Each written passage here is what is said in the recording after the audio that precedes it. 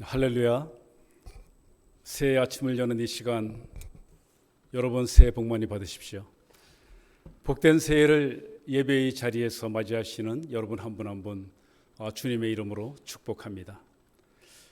목사님께서 개척하신다는 소식을 들은 지가 엊그제 같은데 벌써 1년이 지납니다. 그러고 보니 여러 어려운 가운데서도 특히 주대심의 관점이 잡히지 않아서 여전히 내가 주인의 마음으로 때로는 벗어나고픈 그런 유혹도 받았던 시간들이 있었습니다.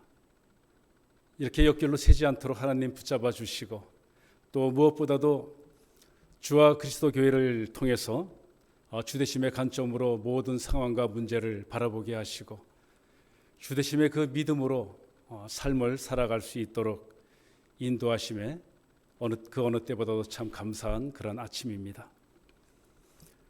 내가 무엇을 바라보느냐 하는 것은 그 사람의 그 생각과 마음이 무엇을 바라는가로 정해집니다.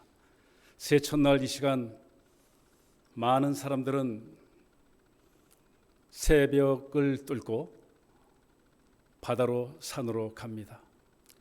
새벽에 하나님께서 창조하신 붉게 타오르는 그 태양을 보기 위해서죠. 영하의 추위와 빙판길 도로 그 위험마저도 감당하면서 그렇게 갑니다. 그 길을 떠나지만 그들은 그 여정을 잠시 고생이라 생각하고 고난이라고 여기지는 않습니다. 왜 그렇습니까?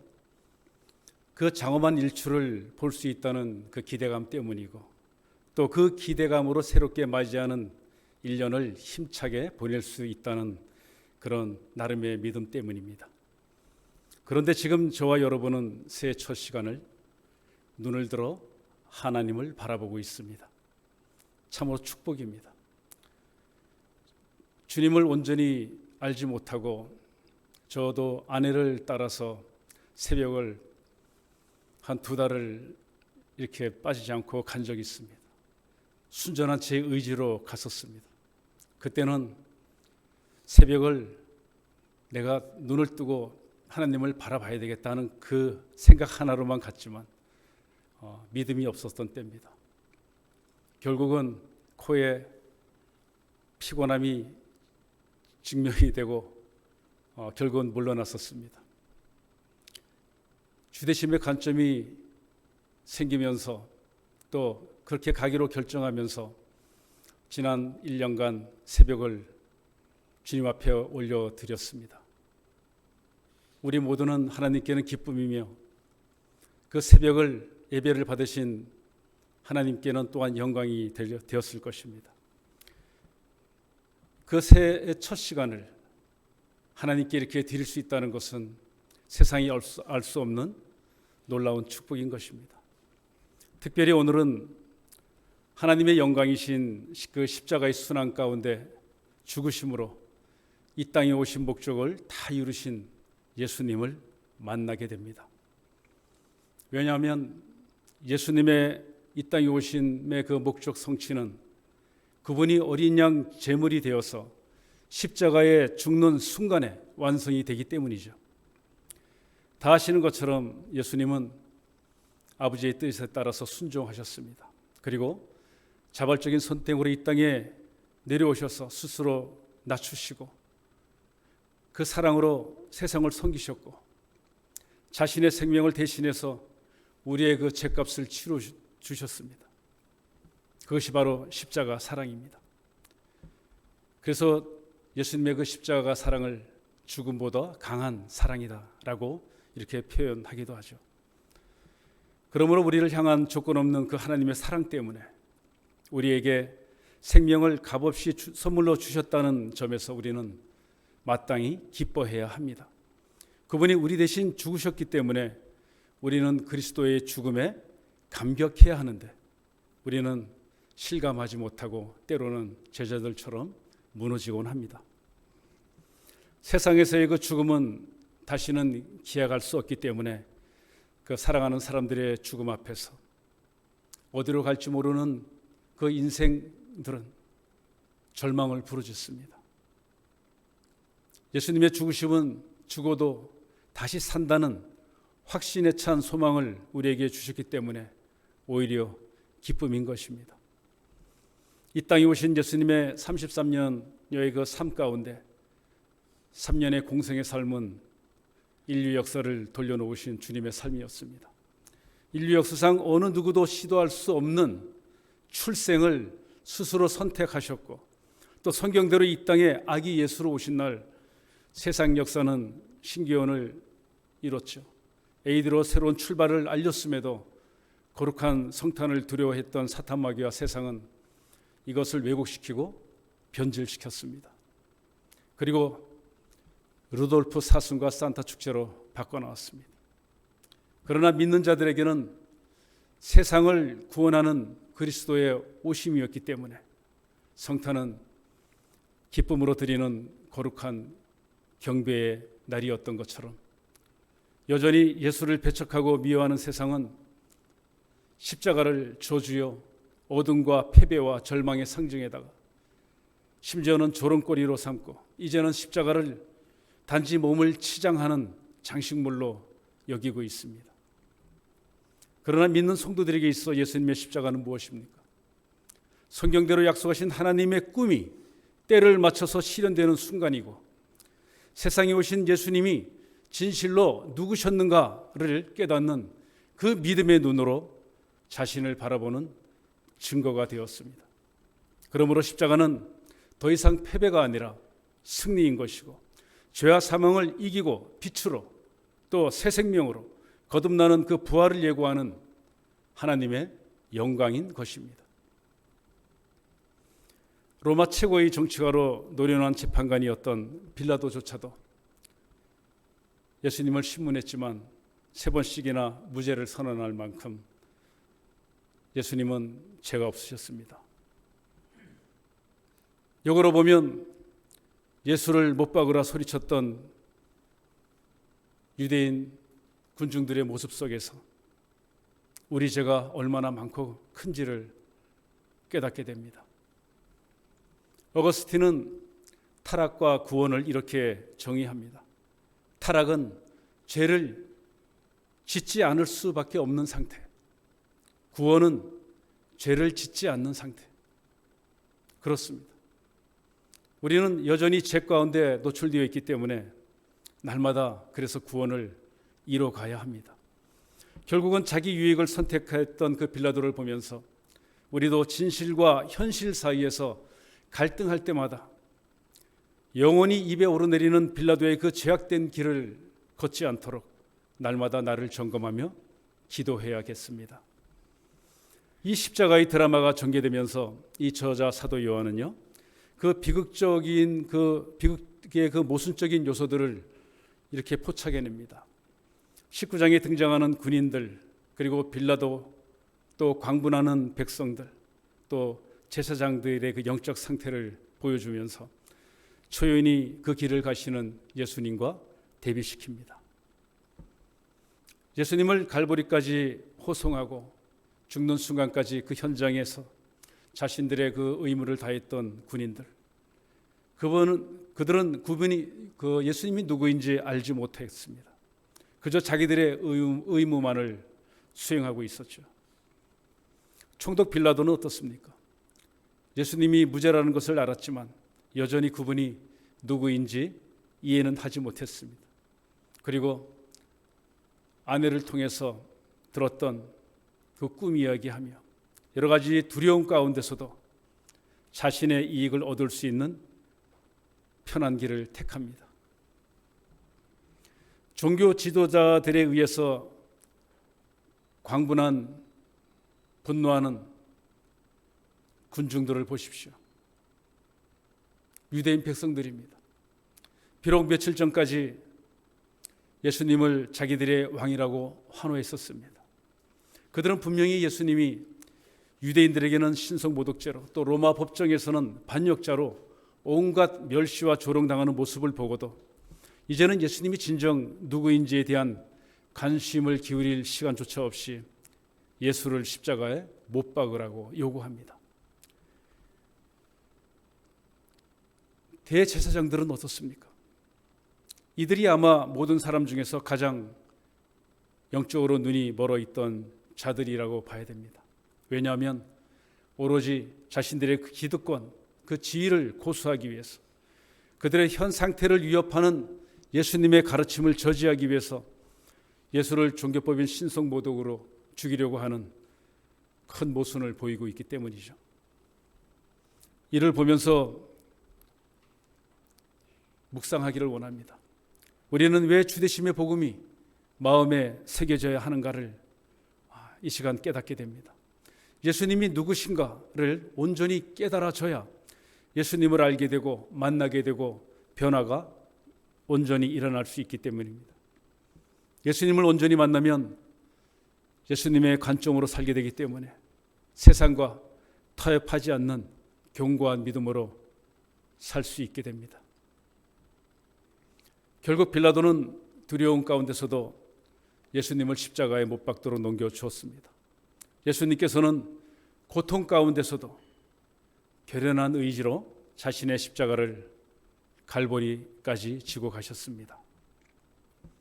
로마에서 그 십자가 처형은 여러분들 패션 오브 더 크라이스트라는 그 영화를 보아서도 아시겠지만 노예들에게 가하는 형벌이었고 로마법에 의해서 최악의 범죄자들과 반역자들에게 해당되는 죽음이었습니다. 못 박히기 전에 이미 수많은 살점이 떨어져 나가도록 만들어진 채찍으로 출혈과 고통을 주었습니다. 그리고 두 손 두 발 못 박은 그 십자가 위에서 온갖 수치와 모멸감을 주기 위해서 발가벗겨졌습니다. 그리고 서서히 죽음을 맞이하는 가장 극한 고통 가운데 머무르게 해서 대부분 죄수들은 쇼크나 또 폐손상으로 질식해서 죽었다고 합니다. 예수님은 이렇게 십자가에 못 박히셨고 빌라도가 유대인을 조롱하는 마음으로 썼던 나사렛 예수 유대인의 왕이라고 기록된 그 명패는 그 당시 형통했던 아람어인 그 히브리어와 또 국제적으로 공용되었던 로마 라틴어 그리고 상용화되었던 헬라어로 이렇게 3개국어로 쓰여짐으로써 누구든지 보게 했고 예수님이 만왕의 왕임을 공식적으로 선포하는 섭리의 도구로 빌라도는 쓰임을 받았습니다. 예수님을 미워하고 배척하는 인간들이 죄 없는 예수님을 십자가에 못 박은 그 사건이 하나님의 구속의 섭리를 이루는 결정적인 사건이 된 것이죠. 십자가에서 조롱과 수치를 당하신 예수님이 구원을 베푸시는 메시아요 만왕의 왕이심을 보여주고 있습니다. 예수님께서는 그 십자가의 저주와 수치 그리고 무리들의 조롱과 예수님이 죽을 때 그분의 옷을 제비 뽑는 군인들의 그 모욕까지도 다 참아내셨습니다. 십자가 그 극심한 고통 중에도 예수님은 19장의 그 26, 27절에서 육신의 어머니를 생각했습니다. 그리고 예수님께서는 어머니에게 사랑하는 제자를 요한으로 추정됩니다마는 그를 아들처럼 대하시라고 소개했고 어머니를 돌보는 일을 아들이 부모 되어하듯 그 사랑하는 제자에게 맡기셨는데 이 말씀은 오늘 우리에게도 동일하게 적용됩니다. 우리도 주님 말씀대로 예수님이 맺어주신 하나님 나라를 위해서 그 하나님 공동체 안에서 서로 사랑하면서 또 세상을 사랑하면서 그들을 섬기고 예수님이 낮추신 것처럼 우리도 낮춰서 그들을 돌보는 그 삶을 살아야 되겠습니다. 30절에서 사도 요한은 예수님이 자신의 죽음을 통해서 하나님의 모든 계획을 이루셨음을 말하고자 합니다. 30절입니다. 예수께서 포도주를 받으신 후에 이르시되 다 이루었다 하시고 머리를 숙이니 영혼이 떠나가시니라.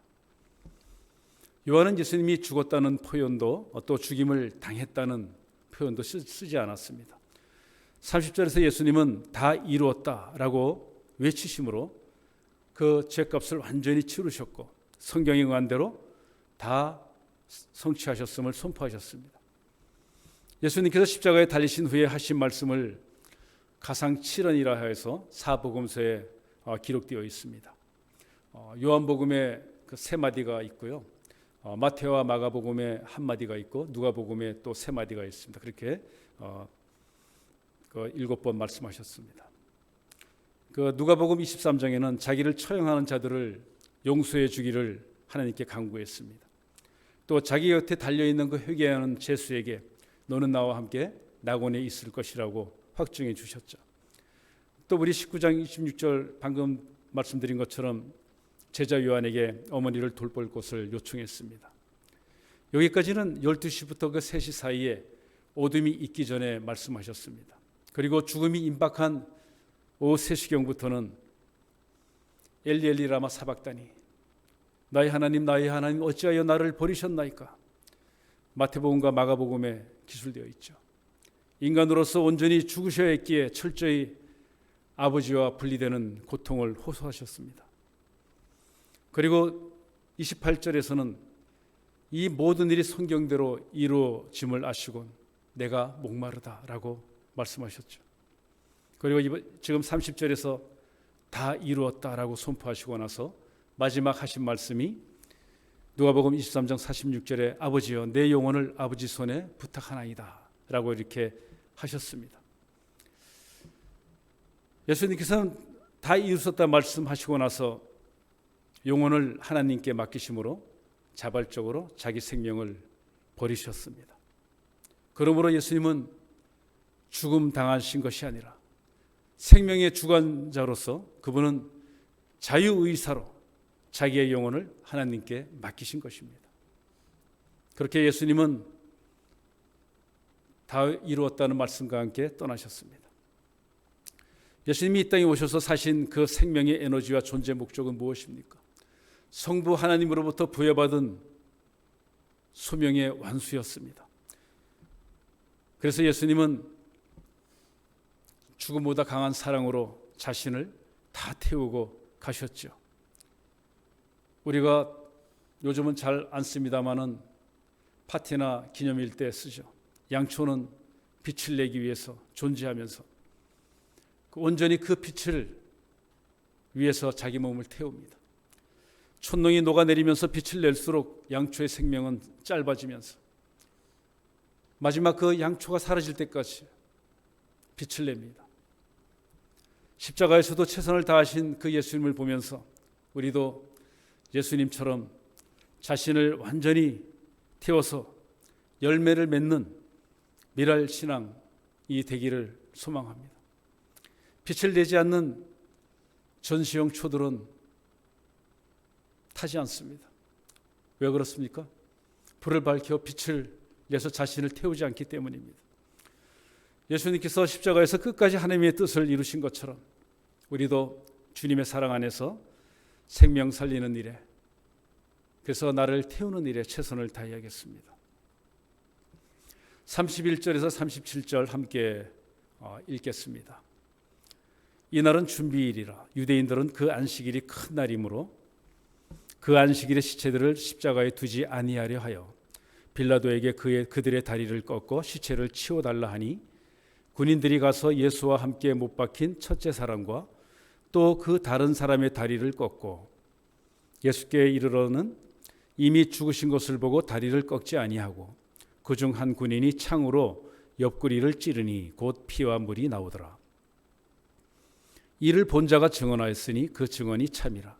그가 자기의 말하는 것이 참인 줄 알고 너희로 믿게 하려 함이니라. 이 일이 일어난 것은 그 뼈가 하나도 꺾이지 아니하리라 한 성경을 응하게 하려 함이라. 또 다른 성경에 그들이 그 찌른 자를 보리라 하였느니라. 아멘. 로마인들은 언급한 것 같이 그 반역자 같은 그 중재인들을 처형하게 되면 그 극도의 고통을 느끼도록, 그래서 서서히 죽도록 오래 놔두었습니다. 그런데 유대인들이 명절인 그 6월절이 안식일과 겹치는 날은 참으로 특별한 날이라 여겼기 때문에 또 그리고 신명기 21장 23절의 말씀처럼 시신이 밤새 이 나무에 매달려 있는 것을 저주라고 여겼기 때문에 그것을 용납하지 못했습니다. 안식일을 더럽히는 것을 원하지 않았기 때문에, 그래서 십자가에 매단 자들의 다리를 꺾어서 그 돌아오기 전에 빨리 죽여서 치워달라고 빌라도에게 요청을 합니다. 그 빌라도는 유대인 간습들을 너무나 잘 알고 있고 노련하기 때문에 그들의 말을 들어줍니다. 십자가에 달린 사람은 점차 자신이 매달려서 이 눌림으로 인해서 이 손상되어가는 그 폐에 더 많은 상소를 공급하려고 이 몸을 들어 올리기 위해서 다리를 사용한다고 합니다. 그러므로 이 십자가에 달린 사람의 그 다리를 꺾는 것은 죽음을 재촉하는 것이 되는 것이죠. 그런데 군인들은 그 두 양쪽의 그 두 제수의 그 다리를 꺾은 후에 예수님께 이르러서는 이미 죽은 것을 보고 다리를 꺾지 않습니다. 대신 그 중에 한 군병이 창으로 예수님의 옆구리를 찌릅니다. 그랬더니 곧 피와 물이 나왔다라고 기록하고 있습니다. 이 찌름은 예수께서 정말로 죽었는지를 확인하는 것이죠. 이 군인들은 수많은 제수를 십자가에 처형시킨 어찌 보면 전문가들입니다. 달린 자들의 생사 여부를 이렇게 보면 오랜 경험으로 그가 죽었는지 안 죽었는지를 알 수 있는 것이죠. 이를 통해서 예수님은 참으로 피와 물로 이루어진 사람이셨다는 사실과 그분은 실제로 인간으로서 죽음을 경험하신 분이라는 것을 보게 됩니다. 피와 물에 대한 언급은 이 창으로 찌른 그 자체가 예수님을 죽게 할 수도 있지만 그 피와 물이 분리가 되어서 나타났기 때문에 그분은 이미 죽어 있었고, 그래서 예수께서는 참으로 인간으로 죽으셨고, 더구나 수많은 십자가에 관여했던 그 로마 군인들도 예수께서 죽으셨다고 빌라도에게 보고했기 때문에 그것이 역사적인 사실이라는 것입니다. 이것에 대한 증명이 마가복음 15장 44절에서 45절에 나타납니다. 그 마가복음 15장 44절과 45절을 보면요, 빌라도는 예수께서 벌써 죽었을까 하고 이상히 여겨 백부장을 불러 죽은 지가 오래냐라고 묻고 백부장에게 알아본 후에 요셉에게 시체를 내주는지라. 이 고대 교회에서는 그 예수님의 그 물이 그 세례로 해석되었습니다. 그리고 피는 성만찬으로 그렇게 해석되었었습니다. 여기서 이 피는 요한일서 그 1장 7절에서 말씀하신 것처럼 보혈로 모든 죄에서 깨끗게 할 구원의 능력을 상징합니다. 그 물은 그 배에서 생수의 강이 흘러나오리라 했던 요한복음 7장의 그 말씀에 대한 성취로 성령과 영생을 상징합니다. 19장 35절에서 이를 본 자가 증거하였으니 그 증거가 참이라. 저가 자기의 말하는 것이 참인 줄 알고 너희로 믿게 하려 함이라. 이렇게 말씀한 구절이 있습니다. 십자가형을 보고 피와 물의 유출을 목격했던 그 사람은 제자 사도 요한이었습니다. 이 사건에 대한 요한의 증언은 하나님이 육체로 올 수 없다며 그 예수님의 인성을 부인했던 당시 그 가현론자들, 그리고 또 예수님은 정말로 죽으신 것이 아니라 일절에 잠시 기절해서 혼수 상태에 빠졌다가 그것을 죽은 것으로 판단하고 무덤에 넣었는데 무덤에서 깨어나서 나가신 것이다라고 기절설을 주장하는 자들에게 이 피와 물이 분리되는 사건은 완전한 인간으로 오신 분이심을 분명하게 확증시키고 변증하는 중요한 단서가 되는 것입니다. 이렇게 예수님의 죽음에 이런저런 의문을 제기하는 것은 당시 또 도적설도 있지만요, 그 유대인들과 종교 그 지도자들이 예수님의 부활을 거부하기 위해서 사용했던 그런 방법이었던 것이죠. 예수님의 그 뼈를 꺾지 않고 창으로 찔렀을 때 군인들은 부지 중에 두 가지 성경 예언을 성취합니다. 먼저는 그 뼈가 하나도 꺾이우지 아니하리라. 이 말씀은 그 출애굽기 12장 46절과 민수기 9장 11절에서 유월절의 양의 뼈가 꺾이지 않아야 한다는 것을 말하고 있습니다. 그 두 번째는 저희가 그 찌른 자를 보리라. 이 구절은 그 스가랴 그 12장 10절의 말씀인데 또한 요한계시록 1장 7절에도 언급이 됩니다. 또한 치유함을 받기 위해서 모세가 쳐든 노뱀을 쳐다본 것처럼 믿기를 원하는 자들은 그 십자가에 매달려서 그 찔림을 당하신 예수님을 바라보게 될 것입니다. 이제 예수님께서 그 두 사람에 의해 매장이 됩니다. 38절에서 42절을 함께 보시겠습니다. 아리마대 사람 요셉은 예수의 제자이나 유대인이 두려워 그것을 숨기더니 2일 후에 빌라도에게 예수의 시체를 가져가기를 구하매 빌라도가 허락하는지라. 이에 가서 예수의 시체를 가져가니라. 일찍이 예수께 밤에 찾아왔던 니고데모도 몰약과 침향 섞은 것을 100리트라쯤 가지고 온지라. 이에 예수의 시체를 가져다가 유대인의 장례법대로 그 향품과 함께 세마포로 쌌더라. 예수께서 십자가에 못 박히신 곳에 동산이 있고 동산 안에 아직 사람을 장사한 일이 없는 새 무덤이 있는지라. 이날은 유대인의 준비일이요 또 무덤이 가까운 거로 예수를 거기 두니라. 아멘. 예수님의 은밀한 제자로 등장하는 두 사람이 예수님의 장례를 치르기 위해서 나섰습니다. 먼저 아리마대 요셉입니다. 이 요셉이 예수님의 그 시신을 거두는 그 장면으로 시작되면서 니고데모가 합류합니다. 이 두 제자는 그동안 예수님을 따라다녔던 12제자들처럼 나를 따르는 예수님의 말씀에 배와 그물을 버렸던 베드로처럼 모든 것을 버리고 즉각적으로 따를 만큼의 믿음을 가진 사람들은 아니었습니다. 아리마대 출신의 그 요셉은 당시 사내들인 공회의원이었고 지금으로 치면 지역에서 알아주는 부자이면서 또 인지도 높은 국회의원이었습니다. 마가는 그를 존귀한 공회의원으로 또 하나님의 나라를 기다리는 자라고 했습니다.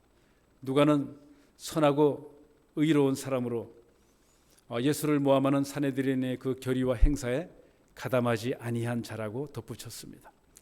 요셉은 공회가 계획한 예수님의 그 사례를 저지할 수는 없었지만 사후에 자신이 할 수 있는 일을 한 것입니다. 복음에 동조하면서도 공개적으로 드러내놓지 못하고 또 예수님을 믿는다고 말도 못하고 속으로는 애타하면서 씨름하는 그 믿음을 가진 사람이었던 것이죠. 사회적인 지위와 명망 때문에 예수를 믿는다는 그 사회적인 비난을 감당하기에는 버거운 믿음을 가졌던 사람이었습니다. 지금도 이런 믿음의 성도들이 왜 없겠습니까?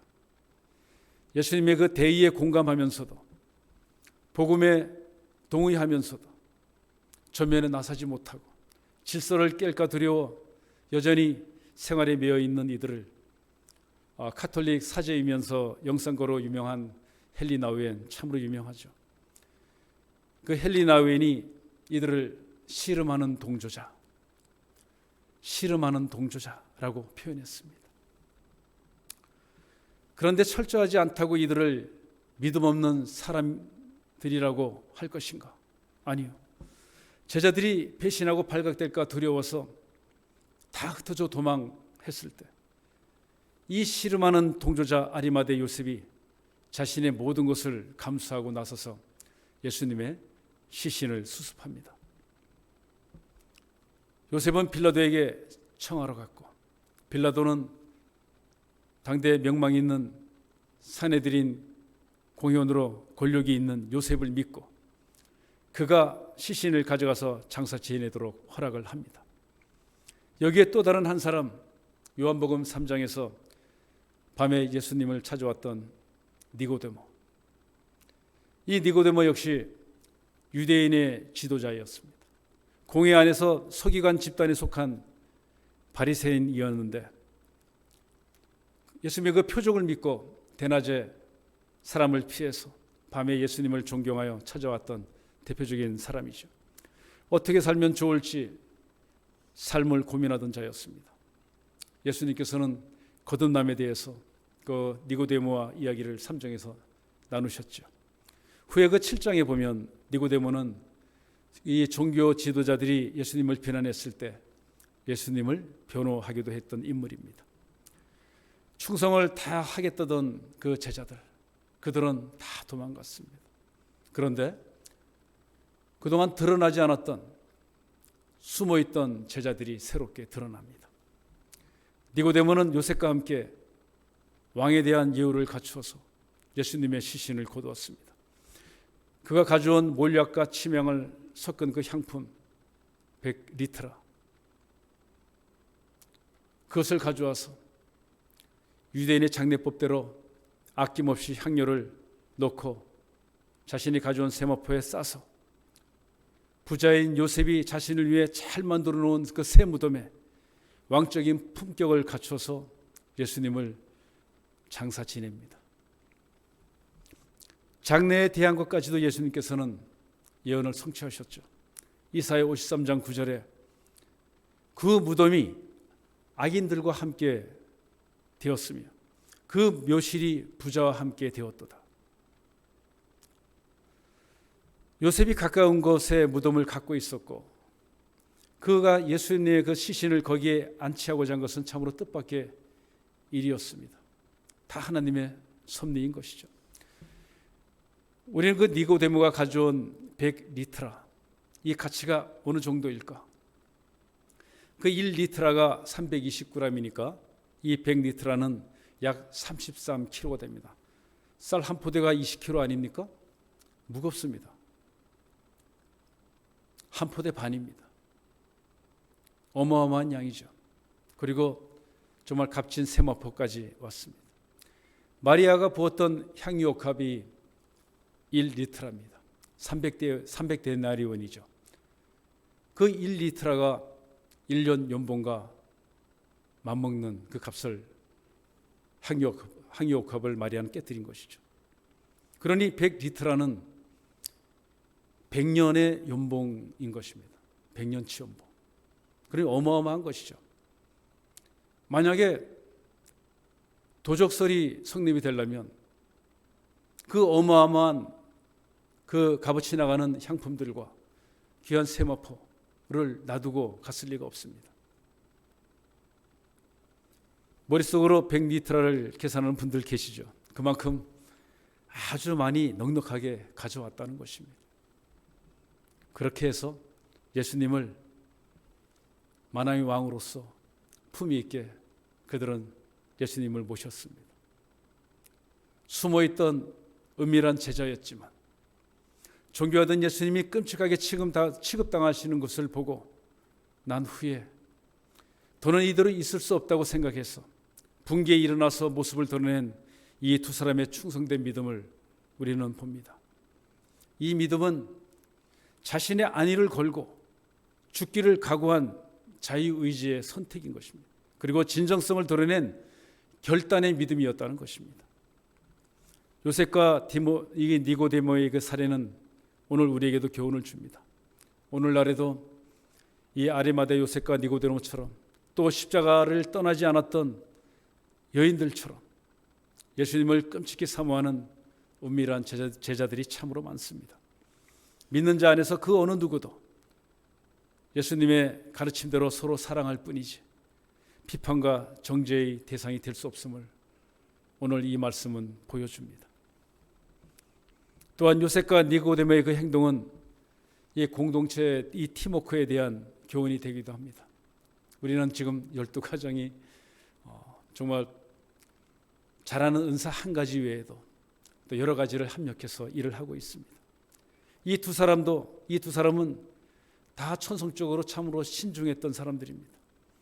아마도 그들은 은근히 그 사회적인 이 관계 속에서 예수님을 믿음으로 인해서 참으로 힘들었을 것입니다.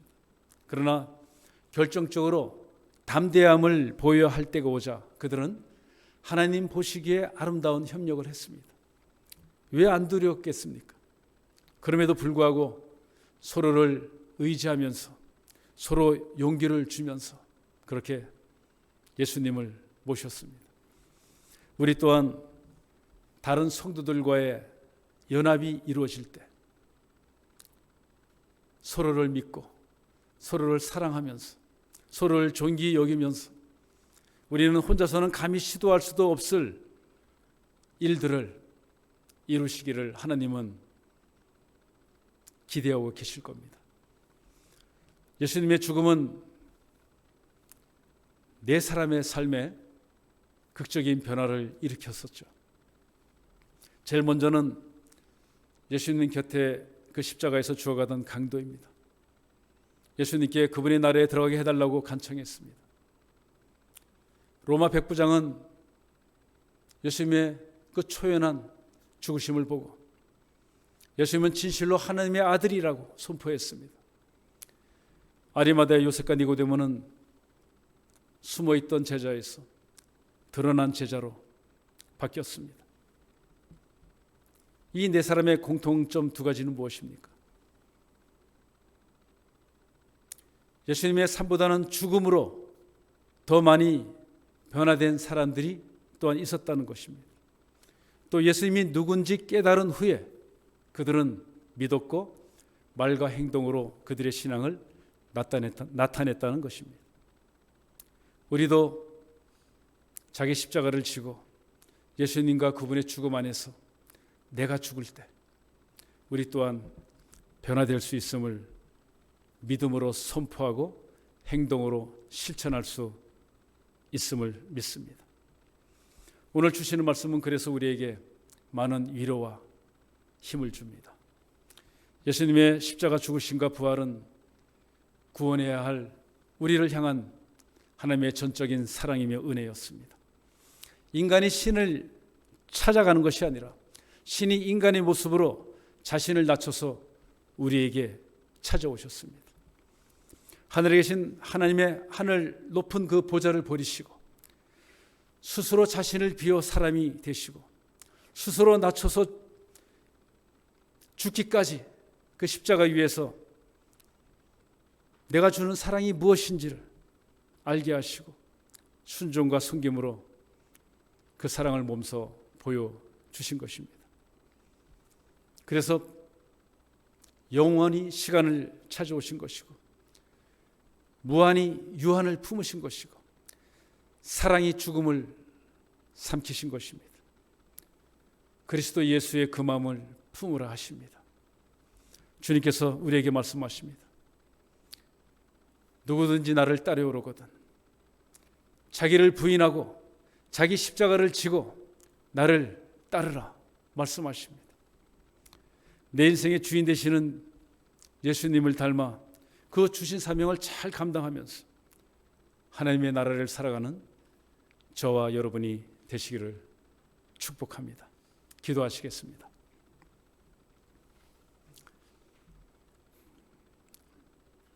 복된 새해 첫날 나를 구원하시려고 죽으셔서 나를 살리신 주님, 십자가의 길을 걷는 우리에게 소망을 주시니 감사합니다.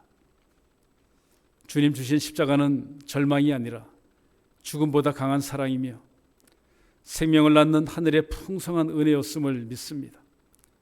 십자가는 순종이며 새 사람으로 거듭나는 축복의 길이기에 이제는 날마다 자기 십자가를 지고 내 옛사람은 죽었음을 선포하며 예수님이 내 인생의 주인 되시니 이 땅에서 하나님의 나라를 살아가는 영생의 축복으로 인도하실 줄 믿습니다. 새해 주와 그리스도 교회 성령 충만, 말씀 충만, 은혜 충만케 하셔서 오직 예수님만을 전하며 생명 살리는 빛된 교회 되게 하시고 주님 기뻐 받으시는 예배로 영광 돌리게 해 주시옵소서. 우리를 살리신 생명의 주 예수 그리스도 이름으로 기도합나이다. 아멘.